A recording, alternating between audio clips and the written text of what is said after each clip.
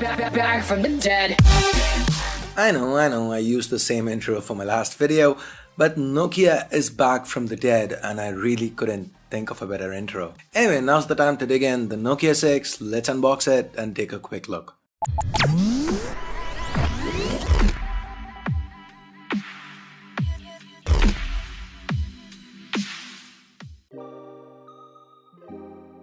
Opening up the box, we've got the Nokia 6 itself. Let's take it out of the protective plastic and set it aside for the time being. We then have the SIM ejector tool, some regular leaflets, earphones, a micro USB cable, no type C here, and then there's a travel adapter. So that's it for what's in the box. Let's now quickly get back to the Nokia 6 itself. But before we do, here's a quick snippet from my first boot video. Hearing that for the first time brought back memories. By the way, the Nokia 3650 was my first phone. What was yours? Let me know in the comments below. The Nokia 6 features a unibody metal design. We've got 2.5D glass to the front and a matte finish to the back. This is Series 6000 aluminium here. With its chamfered edges, the Nokia 6 screams premium. Feels nice on hand too. Quite sleek, 8.5mm thick and weighing in at around 170 grams. Let's now take a closer look at what's where. To the front, on top, we've got the notification LEDs, sensors, a earpiece that doubles as a speaker, an 8-megapixel camera, and the Nokia branding.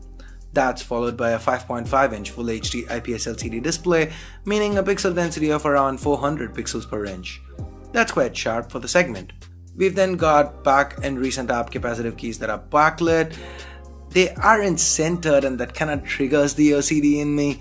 Anyway, the home key is not backlit, but this is a capacitive key that doubles as a fingerprint scanner. Initial impressions feels quite quick and responsive. To the back, we've got a secondary noise cancelling microphone, a 16-megapixel camera with a dual tone dual LED flash and Nokia branding. I love how the antenna bands are hit here. Kinda iPhone-esque, but with the same color tone, so nice. The 3.5mm headphone jacks present up top, volume rockers to the right, primary microphone, micro USB port and the speakers reside at the bottom. To the left, we've got a hybrid tray, meaning you can add either 2 SIM cards or a SIM and a micro SD card. While the Nokia 6 feels very premium, the chip inside's anything but. This phone's powered by the entry-level Snapdragon 430 chip. That's 8 Cortex-A53 cores clocked up to 1.4 GHz each, coupled with an Adreno 505 GPU, but there's 4 gigs of RAM and a good 64 gigs of onboard storage. All this is backed up by a 3000 mAh battery. The Nokia 6 runs on Android 7 Nougat with Nokia's own custom UI, which is basically built on CyanogenMod 14. So once you look past the theme here, it's all quite close to stock. You don't get an app drawer on first boot, but you can enable it from the settings. Nougat features like the split screen mode that lets you run 2 apps side by side, almost like Samsung's multi-window mode, and the quick switch functionality that lets you quickly jump back and forth between the current app you use and the last app you used are present and accounted for. Google apps aren't present here since this is a China exclusive. I'm yet to figure out how to sideload it. I will before I review this phone. Anyway, the camera app is quite simple. You can turn on the manual mode that gives you more options. You also get to turn on grid lines, switch the theme and so on. This is a 16-megapixel camera to the back with an f2.0 aperture and support for face detection autofocus. The selfie shooter is 8 megapixels, again with an f2.0 aperture. Both cameras can shoot videos up to 1080p at 30 frames per second. These samples you're seeing were quickly shot around the office. If you want me to do an in-depth camera review of the Nokia 6, let me know in the comments below. This phone is priced at 1699 yuan, that's about 17,000 Indian rupees or about $250 US. That is definitely more expensive than others with similar internals. Is this a case of HMD Global trying to cash in on the Nokia nostalgia? Or is it due to the premium build and other hardware like the camera or dual speakers, Dolby Atmos, etc.?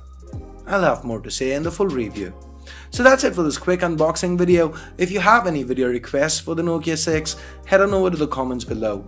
If you do want to pick a Nokia 6 up, I'll leave direct links in the description below.